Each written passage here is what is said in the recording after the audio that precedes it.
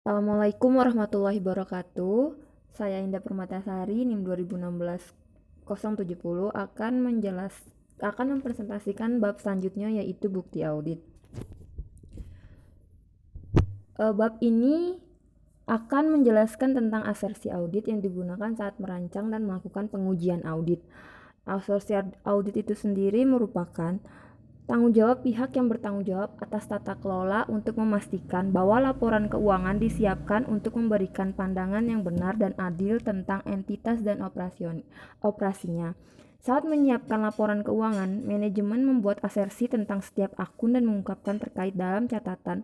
Sebagai contohnya, ketika melaporkan persediaan, manajemen harus memastikan bahwa item yang digunakan ada dimiliki oleh entitas mewakili daftar lengkap persediaan yang dimiliki dan dinilai dengan tepat. Saat melaporkan penjualan, manajemen harus memastikan bahwa jumlah yang diungkapkan mewakili penjualan entitas yang terjadi selama periode akuntansi.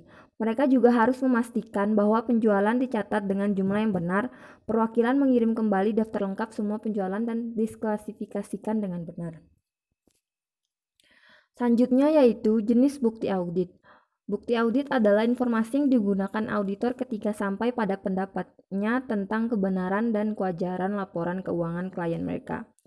Jenis-jenis bukti audit yang pertama yaitu bukti audit yang cukup dan tepat. Bukti yang cukup dan tepat merupakan konsep inti dalam audit. Kecukupan berkaitan dengan kuantitas dan kesesuaian berkaitan dengan kualitas bukti audit yang dikumpulkan. Selanjutnya konfirmasi eksternal. Konfirmasi eksternal memberikan panduan tentang penggunaan konfirmasi eksternal. Konfirmasi eksternal dikirim langsung oleh auditor ke pihak ketiga yang diminta untuk menanggapi auditor tentang hal-hal yang termasuk dalam surat konfirmasi. Konfirmasi eksternal dapat dikirim ke bank klien, pengacara, pemberi pinjaman, dan debitur, dan pihak ketiga yang menyimpan inventaris klien. Bukti dokumenter. Bukti dokumenter termasuk faktur, laporan pemasok, laporan bank, risalah rapat, korespondensi, dan perjanjian hukum. Ini mungkin dihasilkan secara internal atau eksternal. Secara internal, dokumen dihasilkan diproduksi oleh klien. Dokumen yang dibuat secara eksternal dibuat oleh pihak ketiga. Para pihak persuasif bukti audit bervariasi tergantung pada sumbernya. Ada beberapa cara bukti dokumenter dapat digunakan selama audit. Seseorang auditor bisa sedetail pertandingan yang dicatat dalam catatan akuntansi klien ke dokumen pendukung. Itu eksternal untuk memverifikasi jumlah yang tercatat. Contohnya, detail harga yang dibayarkan untuk inventaris dapat dijadikan ke pemasok faktur untuk memverifikasi jumlah yang dicatat. Ini memberikan bukti tentang keakuratan harga pembelian. Pernyataan akurasi. Investasi yang terekam dapat dijamin untuk berbagai skip atau ekuivalen elektroniknya. Selanjutnya, representasi. Ini memerlukan auditor untuk mengumpulkan bukti yang cukup dan tepat mengenai masalah hukum yang melibatkan klien mereka. Bukti dikumpulkan dan risalah rapat dewan, diskusi dengan personel klien dan perwakilan surat dari pengacara klien mereka. Ketika auditor memiliki alasan untuk percaya bahwa ada masalah hukum dapat mempengaruhi laporan keuangan, seperti klien yang dituntut oleh pihak ketiga, atau ketika sebuah firma hukum dilibatkan oleh klien untuk pertama kalinya, surat perwakilan diminta dari firma hukum yang ditangani klien mereka. Auditor akan sampai pada kesimpulan ini setelah pertanyaan dari personel klien, membaca risalah rapat dewan, membaca dokumentasi lain seperti kontrak dan sewa, meninjau biaya hukum, dan membaca korespondensi antara klien mereka dan pihak ketiga. Selanjutnya, bukti verbal. Bukti verbal digunakan saat memperoleh pemahaman tentang klien dan sistem pengendalian internalnya. Ini dapat digunakan untuk menguatkan bentuk bukti lain. Bukti verbal didokumentasikan di auditor kertas kerja sehingga semua diskusi penting dengan klien disimpan sebagai catatan. Bukti komputasi. Bukti komputasi dikumpulkan ketika auditor memeriksa keakuratan matematis dari angka-angka tersebut yang muncul dalam laporan keuangan. Ini melibatkan menambahkan kembali entry yang termasuk dalam jumlah dan buku besar klien. Ini melibatkan komputasi ulang lebih banyak perhitungan rumit seperti penjabaran mata uang asing, pajak tunjangan, bunga pinjaman yang belum dibayar, dan pemodelan nilai wajar. Saat melakukan perhitungan ulang yang kompleks, auditor menyetujui jumlahnya, dimasukkan dalam perhitungan untuk bukti dokumenter yang disiapkan secara eksternal jika tersedia, serta memeriksa bahwa rumus yang digunakan telah diterapkan dengan benar. Bukti fisik. Auditor mengumpulkan bukti fisik melalui inspeksi aset berwujud klien, seperti inventory dan aset tetap. Auditor menjamin jumlah aset yang dicatat untuk mendapatkan bukti bahwa aset tersebut ada. Contohnya, auditor akan memilih item inventaris dari buku besar klien untuk menguji dan menjamin jumlah yang dicatat ke item fisik, dan kemungkinan menghitung item yang ada. Pemeriksaan apakah jumlah yang dicatat akurat. Pengujian ini dilakukan untuk memastikan besarnya tercatat akurat dan aset secara fisik ada. Yang terakhir, bukti elektronik. Bukti elektronik termasuk data yang disimpan di komputer klien. File dikirim melalui email ke auditor dan item yang dipindai dan di-fax. Transaksi biasanya dimulai dan disimpan secara elektronik. Mereka tidak meninggalkan jejak kertas untuk mengakses detail transaksi ini. Auditor harus mengakses komputer klien mereka. Sistem di mana detail disimpan. Sekarang sudah umum bagi perusahaan untuk mengirimkan salinan kepada auditor mereka catatan akuntansi dan file melalui email. Selanjutnya, persuasif bukti audit. Ada 3 kategori besar dan dari bukti yang menguatkan. Setiap kategori berbeda dalam persuasifnya.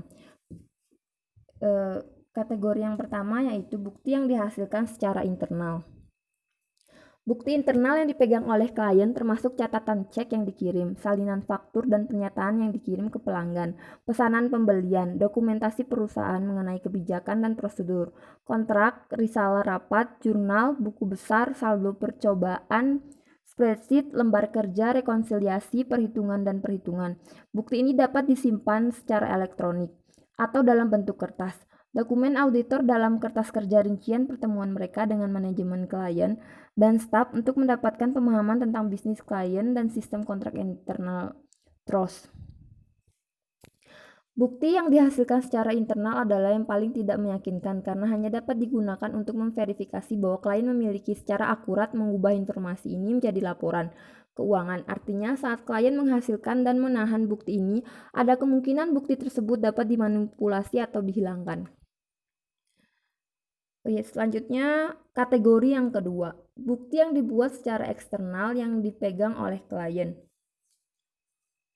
Bukti yang dihasilkan secara eksternal yang dipegang oleh klien termasuk faktur dan pernyataan permasok, pelanggan pesanan, laporan bank, kontrak perjanjian sewa, dan penilaian pajak. Sumber bukti tersebut cukup persuasif karena diproduksi oleh pihak ketiga. Namun mungkin saja klien bisa memanipulasi dokumen-dokumen ini, yang mengurangi kendalanya bagi auditor juga jika klien menyediakan file auditor dengan fotokopi informasi dan sumber eksternal ini bukan yang asli, keandalannya berkurang. Yang ketiga, bukti yang dibuat secara eksternal dikirim langsung ke auditor. Bukti eksternal yang dikirim langsung ke auditor termasuk konfirmasi bank, persetujuan debitur firma, korespondensi dengan pengacara klien, termasuk konfirmasi dan representasi dan penilaian ahli. Sumber bukti ini dianggap yang paling andal dan berkualitas terbaik. Mereka tidak bergantung pada klien. Karena bukti ini dibuat oleh pihak ketiga dan dikirim langsung ke auditor, klien tidak memiliki kesempatan untuk mengubahnya. Selanjutnya, bukti yang dihasilkan secara eksternal dianggap sebagai paling persuasif jika sumber bukti tersebut dianggap dapat diandalkan, dapat dipercaya, dan independen dari klien. Menggunakan karya seorang ahli. Yang pertama, menilai kebutuhan untuk menggunakan seorang ahli. Saat mengumpulkan bukti, auditor dapat memutuskan bahwa mereka tidak memiliki keahlian yang diperlukan untuk menguji dan mengevaluasi keakuratan informasi yang dilaporkan. Mereka mungkin memutuskan bahwa mereka membutuhkan bantuan dalam bentuk tersebut, pendapat ahli atau laporan untuk menguatkan bukti yang lain diperoleh. Contohnya, penilaian terdaftar mungkin terlibat untuk memberikan pendapat tentang nilai properti klien. Ahli geologi mungkin terlibat mengevaluasi kuantitas dan kualitas endapan mineral. Vintner dapat dibuatkan untuk menilai kualitas dan nilai stok anggur. Seorang aktuaris dapat melibatkan untuk memverifikasi premi asuransi. Selanjutnya menentukan ruang lingkup pekerjaan yang akan dilakukan. Setelah ditentukan bahwa pendapat ahli diperlukan, ruang lingkup pekerjaan yang akan dilakukan adalah ditentukan oleh auditor dan dikomunikasikan kepada pakar. Ini melibatkan pengaturan sifat, waktu, dan tingkat pekerjaan yang harus diselesaikan oleh pakar. Penting bahwa auditor dilibatkan dalam pengaturan ruang lingkup pekerjaan yang diperlukan sebagai pertimbangan pakar merupakan bagian dari bukti audit yang menjadi landasan auditor membentuk opini audit mereka. Instruksi tertulis kepada seorang pakar dapat mencakup masalah yang akan dilaporkan oleh pakar tersebut, seperti harga pasar properti yang dimiliki oleh klien, rincian untuk dimasukkan dalam laporan, seperti komputasi yang digunakan untuk sampai pada pendapat mereka, sumber data yang digunakan seperti suku bunga pasar atau harga pasar saham, klasifikasi tentang cara auditor bermaksud menggunakan informasi disediakan dalam laporan ahli, dan pemberitahuan tentang persyaratan bahwa lapor pakar dan data digunakan dalam menumpuk laporan harus tetap dirahasiakan. Menilai kapabilitas pakar. Sebelum menghubungi pakar, auditor menilai kapasitas mereka untuk menyelesaikan pekerjaan diperlukan. Ini melibatkan evaluasi kualifikasi ahli sebagai anggota profesional yang relevan, reputasi pakar di bidangnya, dan tingkat pengalaman mereka dalam menyediakan jenis opini atau laporan diminta oleh auditor juga dinilai. Penting bahwa pengetahuan ahli di tepi dan pengalaman sesuai. Selanjutnya menilai objektivitas pakar. Objektivitas mengacu pada kemampuan untuk membentuk pendapat atau sampai pada kesimpulan tanpa pengaruh preferensi pribadi. Seorang pakar diharapkan lebih objektif jika tidak terkait dengan klien. Asosiasi akan ada jika pakar tersebut adalah karyawan perusahaan atau dengan cara lain terhubung dengan klien. Contohnya terkait dengan salah satu personel kunci klien atau secara finansial ditentukan dengan klien. Selanjutnya menilai lapor pakar. Laporan seorang pakar harus ditulis sedemikian rupa sehingga auditor yang bukan merupakan pakar di bidang tersebut, bidang yang dilaporkan, dapat memahami konten teknis laporan. Laporan tersebut harus merinci masing-masing tahap proses yang digunakan untuk sampai pada opini atau kesimpulan keseluruhan dari laporan. Ini harus mencakup informasi tentang sumber data atau model estimasi yang digunakan atau perhitungan yang dilakukan. Yang terakhir, tanggung jawab untuk kesimpulan. Tanggung jawab untuk sampai pada kesimpulan keseluruhan tentang kebenaran dan keadilan klien, laporan keuangan berada pada auditor.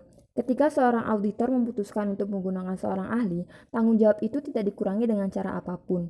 Auditor bertanggung jawab untuk menilai kualitas bukti yang diberikan oleh seorang ahli dan ditentukan apakah itu dapat diandalkan dan objektif.